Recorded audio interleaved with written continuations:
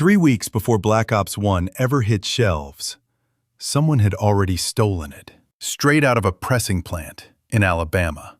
By the time midnight launch rolled around on November 9th, 2010, a handful of players weren't just playing early, they were already max prestige, every gun unlocked, before most of the world had even installed the game. This is the story of how one theft in a factory in Alabama led to the biggest ban wave in Call of Duty history, and how the actual launch day made things even worse. In the next few minutes, the exact theft that leaked Black Ops 1 weeks early, the forum deals that got copies into the hands of the scene's biggest names, how prestige lobbies wrecked the ranking system before most players even started the campaign, and what actually happened technically the moment the game went live on November 9th, 2010. Here's the part most players never knew. Black Ops 1 wasn't leaked online first. It was stolen physically. About 3 weeks before the official November 9th release, Xbox 360 retail discs were taken straight out of a pressing plant in Alabama, the actual facility manufacturing the game before it ever shipped to stores. This wasn't a cam-recorded gameplay clip or a leaked trailer.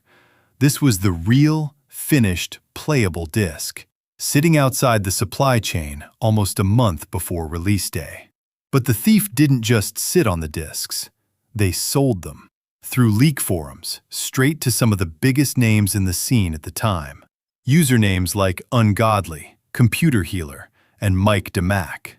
Some of these deals reportedly involved donations, collected before a single copy was even handed over. People paying just for the promise of early access. This is the moment Black Ops 1 stopped being a secret held by one thief and started becoming a controlled substance, traded in the open, weeks before anyone else even had a release date countdown running.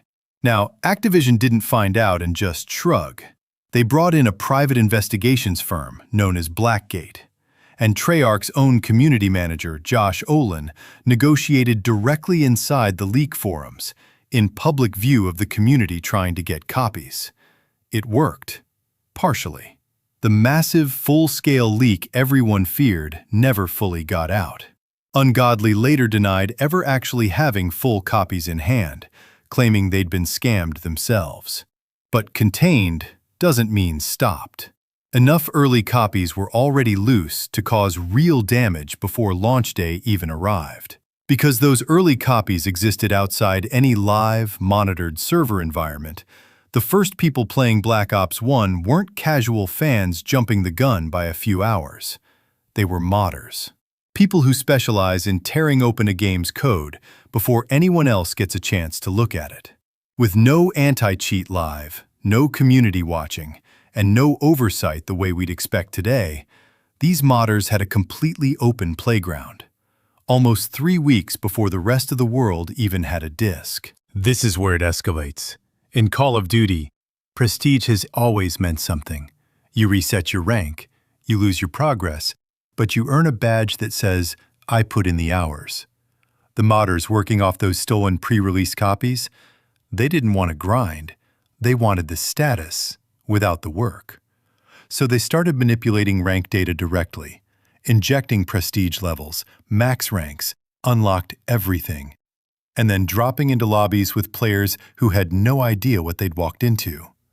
Imagine booting up a brand new game and getting matched against someone already at max prestige days before the game was even supposed to exist publicly. That's not a skill gap. That's the game broken from the inside, weeks ahead of schedule. Here's the part that's almost never told alongside the leak story. Launch day itself added a second layer of chaos on top of the first.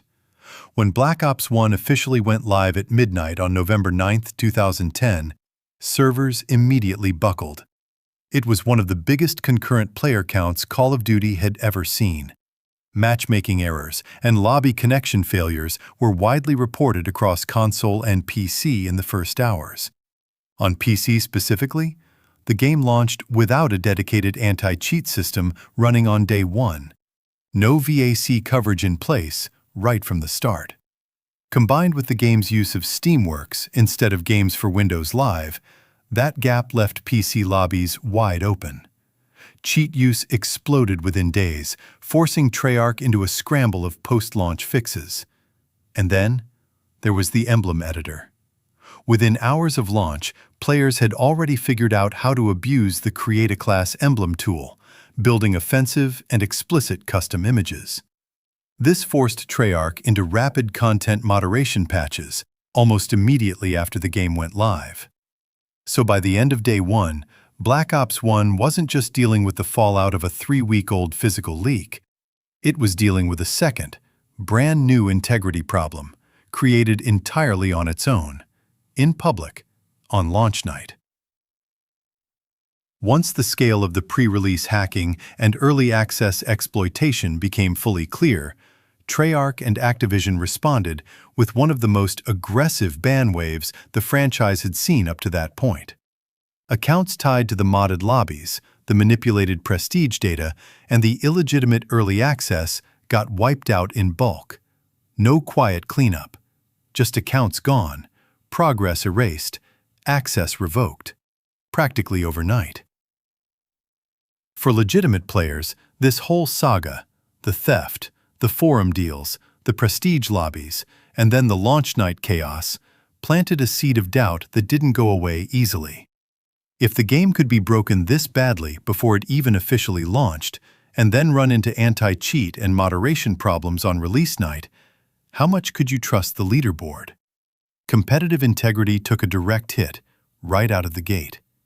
Forums lit up with players demanding answers, some wanting harsher, faster bans, some furious the leaked copies existed at all, and some angry that innocent players got caught in a ban wave that moved fast and asked questions later. Here's the irony that ties the whole thing together. Despite the theft being reported early, despite Activision containing the worst of the forum leak, and despite the massive ban waves, Black Ops still ended up as the most pirated game of 2010. Roughly 4.2 million PC downloads through unauthorized channels. Every Call of Duty release after this had to reckon with the reality that physical supply chain leaks, early access exploitation, and day-one anti-cheat gaps weren't hypothetical risks. They were proven, repeatable threats, all happening within the exact same 3-week window. You can trace a direct line from this stretch in 2010 to how later titles locked down manufacturing, shipped anti-cheat live from minute one, and treated ban waves as expected maintenance instead of a PR embarrassment. So when people ask why Call of Duty takes physical security, day one anti-cheat, and ban waves so seriously today, a lot of that mentality traces back to this exact 3-week stretch in 2010. A stolen disc in Alabama. Forum deals with the biggest names in the scene. Prestige lobbies breaking rank before launch. And then a launch night that broke things all over again, all on its own. If you were playing back in November 2010, drop a comment below. Did you run into a prestige lobby or get hit by those launch night connection issues? And if you want the next deep dive into Call of Duty's messiest launches, hit that subscribe button. Because this 3-week window in 2010 was far from the only time the community caught the game with its guard down.